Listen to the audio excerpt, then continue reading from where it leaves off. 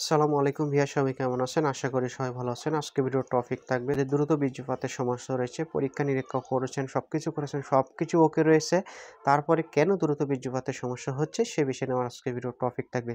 এবং একটা ওষুধের কথা বলবো, যে ওষুধটা খেলে আপনার এই দ্রুত বীর্যপাত থেকে আপনি মুক্তি পাবেন।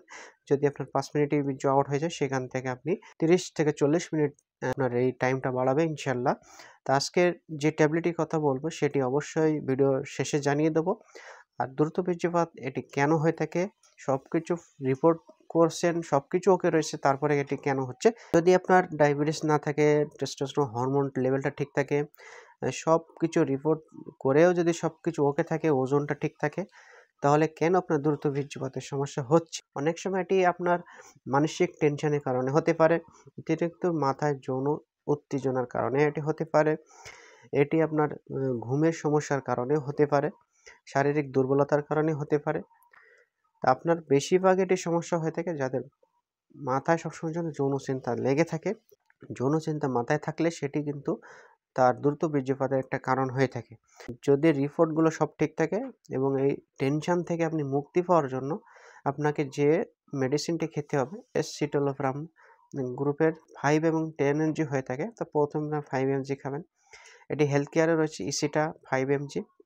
ইসিটা 5 এমজি যদি আপনি রাতে একটা করে খান, তাহলে দেখবেন আপনার এই মাথায় অতিরিক্ত যৌনচিন্তা আপনার চলে যাবে এবং টাইমিংটা বাড়াবে।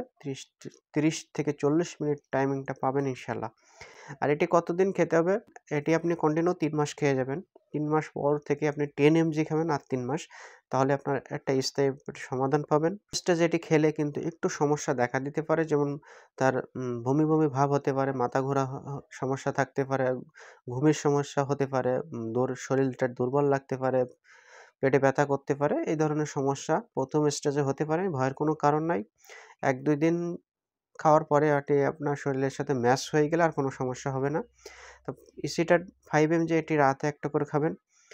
যদি রাতে একটা করে খাওয়ার পরে যদি ভালো ডেভেলপ না পান, ভালো রেজাল্ট না পান, তাহলে সকালে একটা রাতে একটা করে খাবেন। সকালে একটা রাতে একটা করে খেয়ে কন্টিনিউ ২ মাস বা ৩ মাস খেয়ে যাবেন। ৩ মাস পর থেকে 10 এমজি সকালে একটা রাতে একটা করে আর ৩ মাস খাবেন। তাহলে আপনি স্থায়ী একটা সমাধান পেয়ে যাবেন। যদি রিপোর্টে কোনো সমস্যা থাকে, হরমোনের ব্যালেন্সটা কম থাকে, আ নানাবিধ সমস্যা যদি রিপোর্টে ধরা পড়ে, তাহলে অবশ্যই চিকিৎসকের পরামর্শ নিয়ে আপনাকে ওষুধ খেতে হবে। তো বন্ধুরা, ভালো থাকেন, সুস্থ থাকেন। আল্লাহ হাফেজ।